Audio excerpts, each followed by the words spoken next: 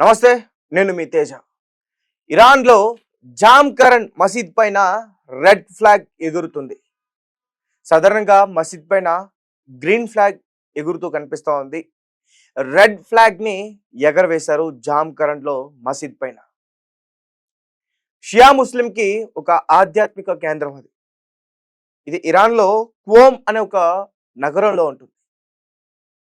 దానిపైన యాలల్లాల్ అల్ హుసేన్ అని రాసి ఉంటుంది. ప్రతీకారం తీర్చుకుంటాం, యుద్ధంలో మేం చనిపోయినా పర్వాలే, మా కుటుంబ సభ్యులు చనిపోయినా పర్వాలే, మీరు మా నాయకుడిని చంపారు, దానికి ప్రతీకారం మేము తీర్చుకుంటామని ఇది ఒక అర్థం అని చెప్పొచ్చు. అంటే రెడ్ ఫ్లాగ్ అంటే చాలా డేంజర్.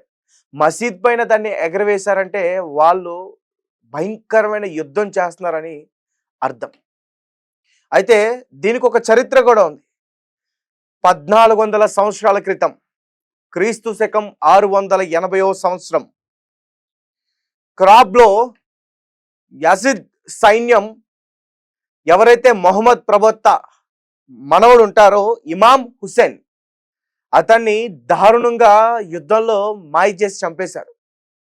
దాని తర్వాత ఇలానే మసీద్ పైన ఈ ఎర్ర జెండాని ఎగరవేసి ఎవరైతే అతని హతమార్చి చంపేశారో వాళ్ళని వెతికి పట్టుకుని వాళ్ళని చంపిన తర్వాత ఆ ఫ్లాగ్ని కిందకి దించారు.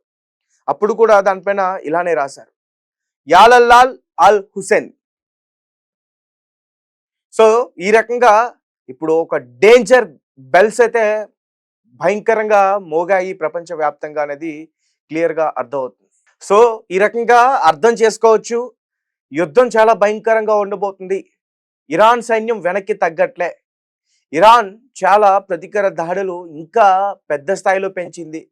డ్రోన్స్తో అటాక్ చేస్తుంది.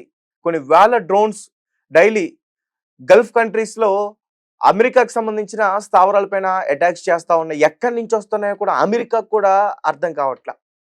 ఒక పక్క ఐఆర్జేసీ మేము ఆల్రెడీ బెంజమిన్ నెతన్యాహుని చంపేశామని ఒక కీలక ప్రకటన చేశారు.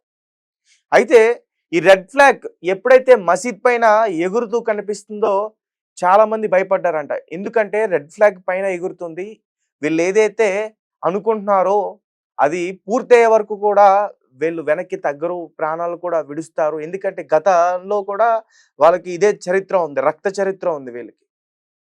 సో కాసిం సులేమాన్ ఇతన్ని చంపినప్పుడు కూడా అమెరికా పైన చాలా దారుణంగా యుద్ధం చేయడం అయితే జరిగింది.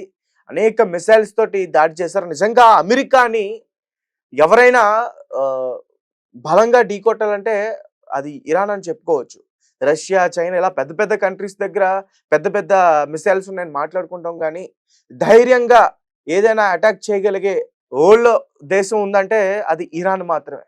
సో రీసెంట్గా ఇరాన్ ఏదైతే రెడ్ ఫ్లాగ్ ఎగరవేసిందో, తర్వాత బెంజమిన్ నెతన్యాహును చంపేశారని ప్రకటన చేసిందో, బెంజమిన్ నెతన్యాహు వైఫ్ సారా నెతన్యాహు ఆమె శాంతిని కోరుకుంటున్నారు. ఇక చాలు, ఆపండి, మేము లొంగిపోయాం, ఇంకా యుద్ధం వద్దు, ఇరాన్ ప్రజలతో మేము ముందుకు నడవాలని కోరుకుంటున్నామని ఇన్స్టాగ్రామ్లో ఒక టెక్స్ట్ పెట్టింది.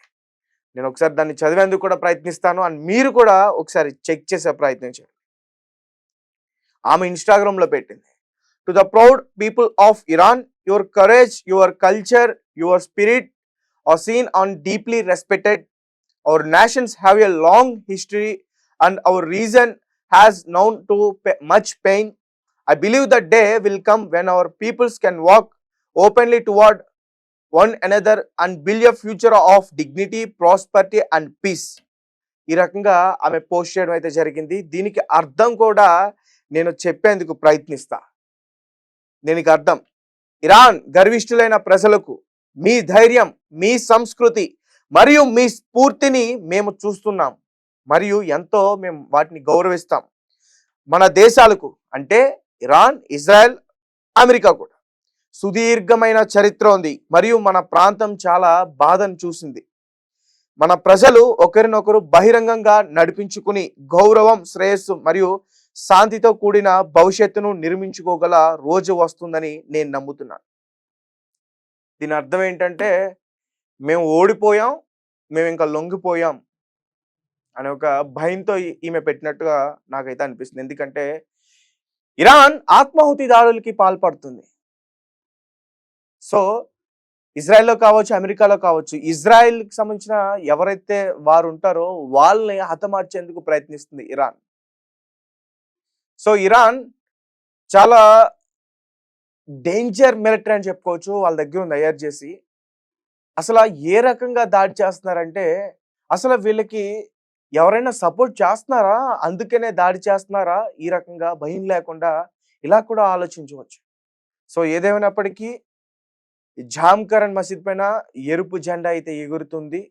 సో ప్రతీకారం తీర్చుకుంటారు కంపల్సరీగా. గతంలో వాళ్ళకి ఎరుపు జెండా హిస్టరీ కూడా వాళ్ళకుంది. సో ట్రంప్ ఆగినా, గల్ఫ్ దేశాలు ఆగినా, ఇజ్రాయెల్ ఆగినా ఇరాన్ ఆగదు. సో మొన్నటి నుంచి వరకు కూడా మనం యుఎస్ఏ అలాగా ఇజ్రాయెల్ ఈ 2 పాపం అటాక్స్ చేస్తూనే ఆపవు అని చెప్తా ఉన్నారు. ఈ రకంగా అనుకున్నాం. కానీ ఇరాన్ ఆపట్ల. ఇరాన్ చెప్తుంది మేము యుద్ధం ఆపం. మీరు ఆపినా మేము ఆపం. సో చూడాలి మరి. ఖచ్చితంగా కొన్ని రోజుల్లో చాలా మార్పులొచ్చే పరిస్థితి అయితే కనిపిస్తుంది. మీ కామెంట్స్ ఏంటి? మీరేం చెప్తారు? సారా నెతన్యాహు చేసిన ఇన్‌స్టాగ్రామ్ పోస్ట్ పైన మీరేం మాట్లాడతారో? అలాగే ఆహ్, జామ్‌కరణ్ మసీద్ పైన ఎరుపు జెండా ఎగరవేశారు. దాని గురించి మీరేం చెప్తారు? ఖచ్చితంగా కామెంట్ సెక్షన్‌లో మాకు తెలియపరచండి.